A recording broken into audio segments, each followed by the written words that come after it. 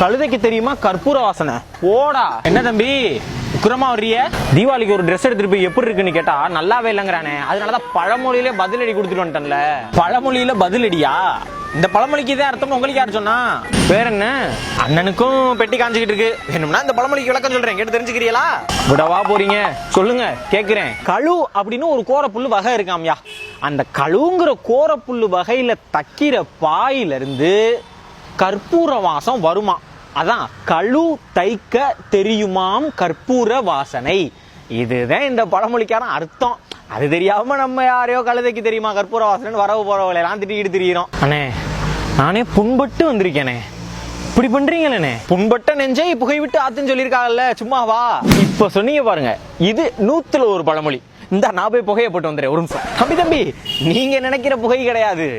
புண்பட்ட நெஞ்சை வேற ஏதாவது ஒரு நல்ல செயலில் புகவிட்டு ஆற்று அப்படிங்கிறது தான் தமிழ் சொல்லி கொடுத்துருக்கிறது. தமிழ் யாருக்கும் எப்பவும் எந்த கெட்ட பழக்கத்தையும் சொல்லி கொடுக்காது, தெரிஞ்சுக்கோங்க. அப்ப களவும் கற்றுமர யாரு சொல்லி கொடுத்தாதான்? அது களவும் கற்றுமர கிடையாது, களவும் கத்து மர. களவும் அப்படின்னா திருடுறது, கத்து அப்படின்னா தமிழ்ல பொய் சொல்றதுன்னு ஒரு அர்த்தம் இருக்கு. திருடுறதையும் பொய் சொல்றதையும் மறந்துரு அப்படிங்கிறது தான் அந்த பழமொழிக்கு அர்த்தம். அண்ணே நானே 1000 பொய்ய சொல்லி இப்பதானே ஒரு கல்யாணத்தை பண்ணி முடிச்சிருக்கேன், விட்டுருங்கண்ணே. அது 1000 பொய்ய சொல்லி ஒரு கல்யாணம் பண்ணல ராசா, 1000 தடவை போய் சொல்லி நம்ம உற்றார் உறவினர்கள் நண்பர்கள் தெரிஞ்சவங்க கிட்டலாம் நேர்ல 1000 தடவை போய் சொல்லியாச்சும் ஒரு கல்யாணத்தை நல்லபடியா பண்ணி முடிச்சிருங்க அப்படின்னு தமிழ் சொல்லியிருக்கே தவிர 1000 பொய்ய சொல்லி கல்யாணம் பண்ணலாம் தமிழ் சொல்லி கொடுக்காது பொய் சொல்ல. அதுவும் போல நமக்கு ஏத்த மாதிரி நம்ம மாத்திக்கிட்டோம். நீங்களாம் அப்படி மாத்திக்கிறலன்னா கல்யாணம் நடக்கிறது கொஞ்சம் சிரமம் தானே. ஏன்னா பாத்திரம் அறிந்து பிச்சையிடு கோத்திரம் அறிந்து பொண்ணை கொடுன்னு சொல்லி வச்சிருக்காங்கல்ல. கோத்திரம் எல்லாம் பேசாதீங்க, அதுலலாம் எனக்கு நம்பிக்கை கிடையாதுன்னு. தமிழ் இதை தான் சொல்லி கொடுக்குதா? அப்படி கிடையாதுயா. தமிழ் யாரையும் எந்த காரணத்துக்காகவும் எப்பயுமே பிரிக்காது. பாத்திரம் அறிந்து பிச்சையிடு கோத்திரம் அறிந்து பொண்ணை கொடுனா என்னன்னா, முன்னாடி காலத்துலலாம் புலவர்கள் பாடு பாடி அரசர்கள் கிட்ட காசு வாங்கிட்டு போறது வழக்கம்.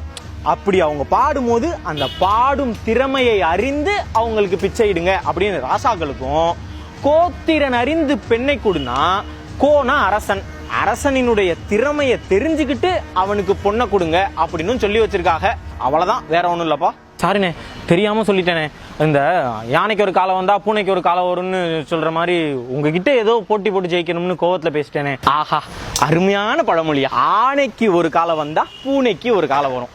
ஆ நெய் பூ நெய் இப்படித்தான் இந்த வார்த்தையை பிரிச்சு பார்க்கணும். ஆனா பசுமாடு நமக்கு தெரியும். அந்த பசுமாட்டு நெய்யை சாப்பிட்டோம்னா உடம்பு அப்படியே புசிட்டிக்கா சூப்பரா குண்டு குண்டுன்னு வந்துருவாங்கிறது நம்ம எல்லாருக்கும் தெரியும். அப்படி அதுக்கு ஒரு காலம் வந்தா பூ நெய், பூவுடைய நெய்ங்கிறது தேனை குறிக்குது. அந்த தேனை திருப்பி நம்ம சாப்பிட்டோம்னா உடம்பு குறைஞ்சிரும். இதாயா ஆ நெய்க்கு ஒரு காலம் வந்தா பூ நெய்க்கு ஒரு காலம் வரும்னு சொல்லி வச்சிருக்காங்க. அம்மா ஒரு பக்கம் பொண்டாட்டி ஒரு பக்கம் இருக்கிற நடுவுல மாட்டிக்கிட்டு இருக்கேன் மாதிரி ஆட்களுக்குலாம் ஒரு தீர்வா பழமொழி சொல்லியிருந்தா கேட்டுட்டு அதையாவது போய் சொல்லி கொடுத்துருப்போம். என்னமோ போங்க. அதுக்கு என்ன அருமையான ஒரு பழமொழி இருக்குல்ல, அது என்னது? ஊரா வீட்டு பிள்ளைய ஊட்டி வளர்த்தா தாம்புல தானா வளரும்னு உங்க அம்மாட்டையும் போய் சொல்லுங்க, உங்க பொண்டாட்டிட்டையும் போய் சொல்லுங்க, வேலை முடிஞ்சு போச்சு. அது என்ன?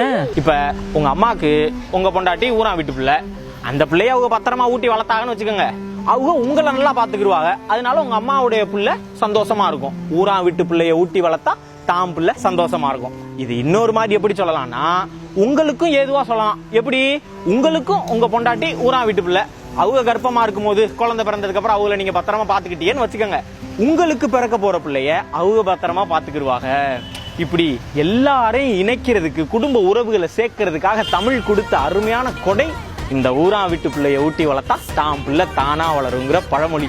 தமிழ் யாரையும் என்னைக்கும் பிரிக்காது, தப்பு செய்ய சொல்லாது, அறம் சொல்லி கொடுக்கிற மொழியா தமிழ். இந்த இப்பயே போறேன் பாருங்க, அம்மா அண்ட் டார்லிங் ஊரா வீட்டு பிள்ளைய ஊட்டி வளர்த்தா தாம் பிள்ளை தானா வருமா, 2 பேரும் சேர்ந்து பாத்துக்கோங்க.